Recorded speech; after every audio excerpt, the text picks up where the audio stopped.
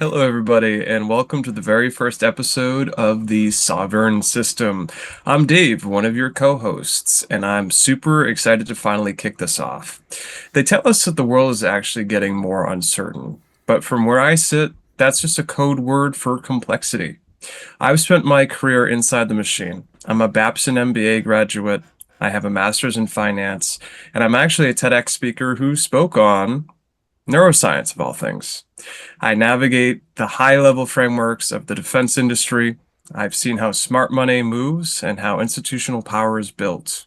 But I've also seen where all those systems fail. This is why I built Side Alpha, my own hardened homestead.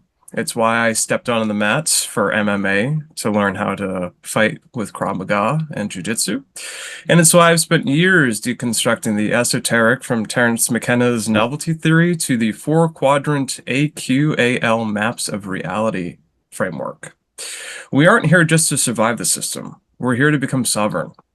We use the intentional change model, or ICT, to bridge the gap between who the world wants you to be and who you actually are. We're going to look at geopolitics through the lens of material science, occult history, and complex systems theories. And we're going to make it sense. But I know I have a tendency to go galaxy brain pretty fast. To keep my feet on the dirt and ensure this actually works in the real world, I'm joined by my co-host, John. John, I'm looking at the time wave today and seeing a massive novelty spike. Before I get too deep into the weeds, how are we looking on the ground? From down here, Dave, there's a lot of interference, but I hear you loud and clear. Hey everyone, I'm John, and I'm excited to be here. My core belief is that continuous learning and genuine empathy are the cornerstones of progress. Academically, I hold a bachelor's degree in history, specializing in Latin and South American histories. This study taught me to question everything and seek truth beyond accepted narratives by looking beneath the surface and synthesizing information. Professionally, I've spent my career in the dynamic world of retail. From store associate to management, this hands on experience has been a masterclass in process and optimization and human psychology, showing me there is always a better way forward. Positive change for me is consistently driven by human connection, small acts of empathy, truly listening and acknowledging others, transform transactional relationships into meaningful partnerships. My goal here is simple: to learn more every single day. I believe every interaction offers new insight and that collective wisdom surpasses individual knowledge. Let's embrace this journey of discovery and learn together. Thank you, John. I'm looking forward to growing with you on this journey of discovery and empathy. But first, we needed to find some terms, so let's dive in. So this is kind of my framework cheat sheet. I know that we mentioned a lot of stuff above, and many of our listeners probably have no idea what some of the stuff is, and that's totally cool. I'm here to explain it. It's quite literally the reason why you're listening. So, what exactly is novelty theory? We can think of this as kind of like the speedometer of history. It's the idea that time isn't just a flat line, it's a wave that's getting faster and weirder. Novelty is just a fancy word for newness or complexity. McKenna argued that as we get closer to the present day, new stuff happens more often, leading to a massive spike where old systems simply can't keep up. That's kind of why everything feels like time's accelerated today, because quite literally it is. We're headed towards this big event, and not everyone's entirely sure what it is, but we can try to map it and help you navigate it. So the next framework we're looking at is the AQAL, or four quadrants, or in other words, the 360-degree reality check. This is where most people look at a problem from one angle, just like money or just politics. The four quadrants is a map that forces us to look at four angles at once. Your inner mindset, your first quadrant, your physical health or actions, the second quadrant, the culture you live in, which would be quadrant three, and quadrant four, the systems, law, tech, finance surrounding you. If you're looking at all four, you're flying blind. That is, if you're not looking at all four, you're flying blind. And this is a way that we can kind of holistically look at problems or anything that we might want to bring up and not have it be biased. We want to kind of take the biases out of our interpretations of what we're discussing. And then finally, and I think the most important one is our intentional change model, or the personal GPS. This is the science of actually changing your life without burning out. It's a five-step process that starts with who you want to be, your ideal self. You audit who you actually are right now, your real self, and then you build a realistic plan to bridge the gap. What's that delta? And how do we move from being a component of the system of being an architect of our own lives? Now, let's actually look at the end goal, which is honestly something we call sovereignty. Now, sovereignty isn't about living in a bunker and hating the world. It's actually about decoupling. It means you have the skills, the mindset, and the resources, like my site Alpha, so that when the global system has a glitch, your life doesn't stop. You own your time, your thoughts, and your security. You're completely self-sustaining. You can navigate these world events, these novelty spikes, if you will, with ease. That's why you're here. We're hoping to teach you as much as we can so you can navigate this end goal with us. Well, now let's get our show started by having John look at the four quadrants analysis of the institutional smart money, and I'll follow up with how systemic complexity mirrors McKenna's Timewave Zero. All right, Dave. Let's get into the sovereign view of why the global financial system feels like a rigged video game. If we use Ken Weebler's four quadrants framework, we can see exactly where the wires are being cut. Let's start with the eye, the upper left. This is the individual interior. Dave, when the smart money starts a sell-off, they are just moving numbers. They're harvesting fear. Precisely. They're playing with your internal state. They trigger those eye sensations or emotions, panic, or memories of losing your house in the '08 crash to force you into a move that benefits only them. It's market manipulation disguised as psychiatry or psychology. They use your own thoughts to entice you to buy high and sell low. Then we pivot to the upper right. This is the material world, the stuff you can touch. But look at our currency. Since Nixon walked away from the gold standard, our it has vanished. We traded a guarantee for a promise. And that's the danger. While China is aggressively buying up physical metals such as gold and silver, the US is selling off its debt or its treasury bonds. When a currency loses its material body, its it factor, it loses its anchor. If the investment fails to materialize into something real, we're looking at a reset that makes the 2008 look like a rehearsal, or even the Great Depression look like a cakewalk. Now look at the we, the lower left. This is our collective culture, our shared values in this current system. The we is totally missing. Smart money doesn't care about the collective good. People pile into a stock like Palantir because the government contract says it'll go up, but they completely ignore the we impact. What that company actually does to our shared society.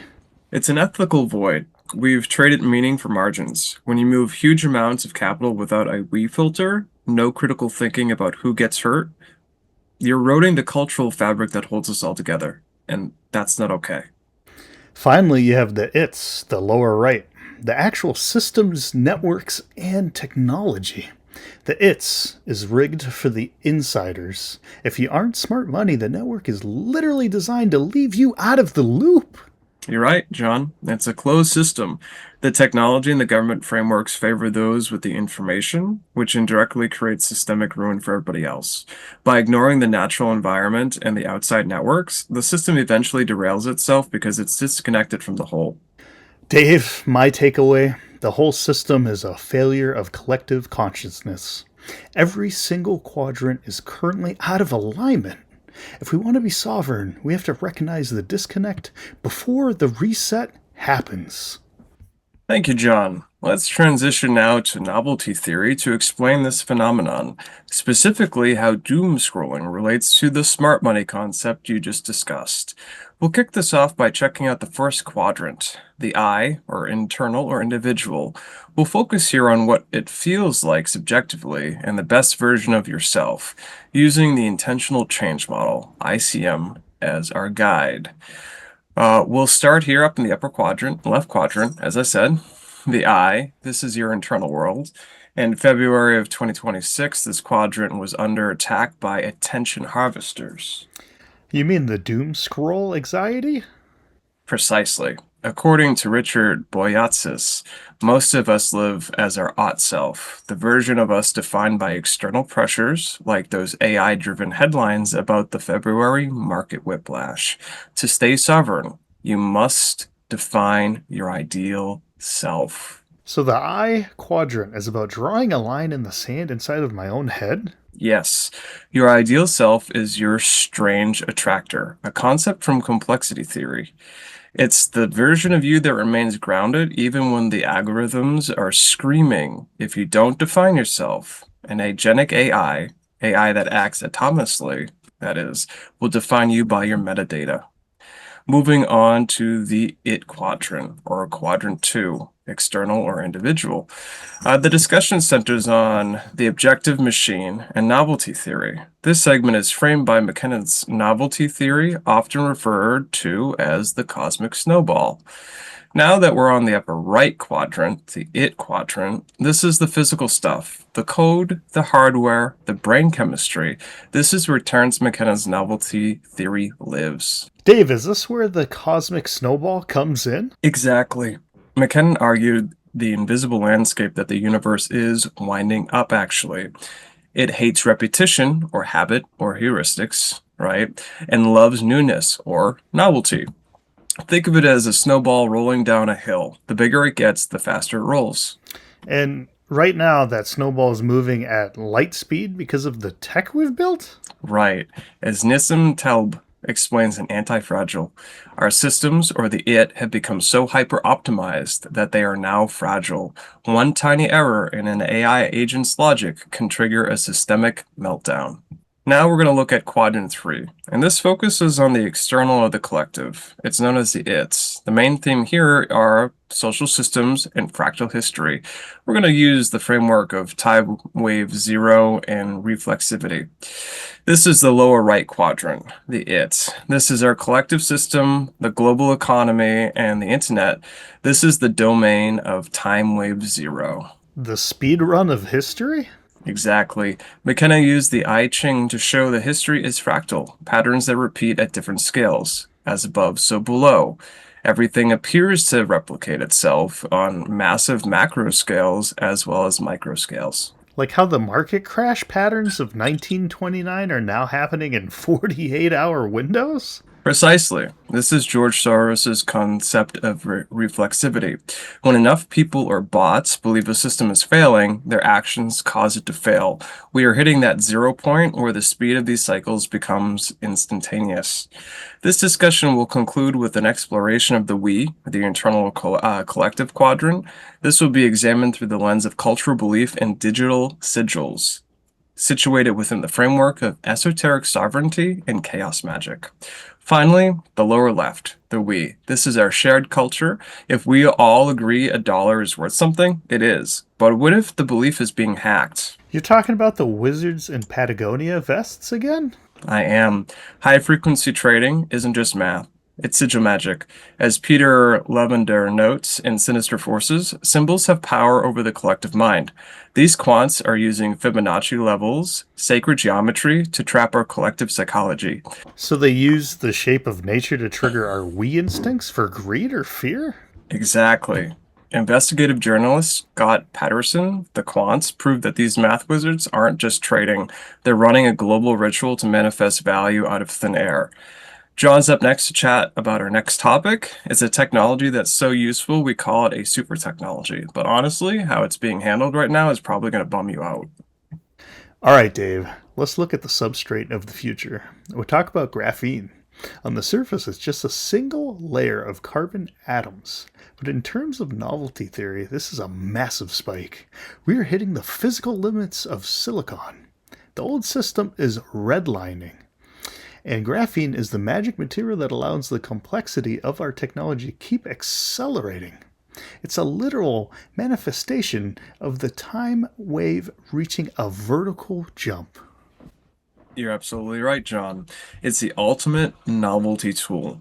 Because of its extreme tunability, the magic angle, you can essentially dial in whatever reality you want the material to have. Superconductor, insulator, magnet, it's all there in one sheet. If you look at this through the four quadrants framework, upper right it quadrant, we're seeing a shift in the material body of our entire civilization. This is huge, like really big. We're moving from a 3D bulk materials to 2D intelligent surfaces. But look at the lower right. It's the systems and the geopolitics. The European Commission quietly dumped 1 billion euros into the graphene flagship because they know that its quadrant is currently a battlefield. The US is privatizing patents, China is state gatekeeping, Europe is trying a collective funding model, but they're lagging. This isn't just a lab race, it's a race for systemic sovereignty.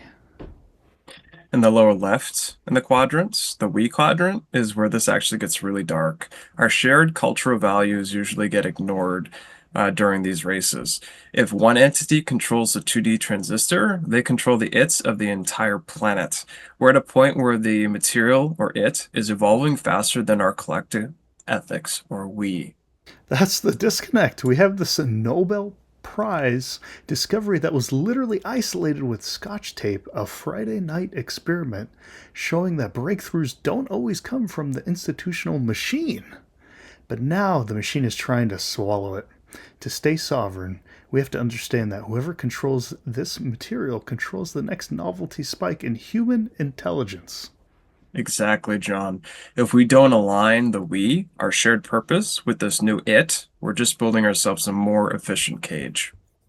That wraps up today's deep dive into the machine. We've looked at novelty spikes, we've mapped the quadrants, we've seen the glitches in the institutional matrix. But knowledge without action is just a different kind of noise. To move from being awakened to being sovereign, you need a learning agenda. Before we sign off, it's time for this week's Sovereign Win. We're starting at the beginning of the intentional change model, or Discovery 1, the ideal self. For those of you who already see the system for what it is, the trap is focusing on what you're running away from. This week, I want you to focus on what you're building towards. Our homework assignment. Your assignment: conduct a sovereign visioning session. Find 15 minutes of silence. I want you to visualize your life 3 years from now as if the current systemic glitches were irrelevant. How does your ideal self provide value to others without relying on a broken hierarchy? Who are you when you are no longer reacting to the news cycle? Write it down. No constraints, no ought tos, no corporate KPIs, just the raw version of your sovereign future. That vision is the battery that will power your transition.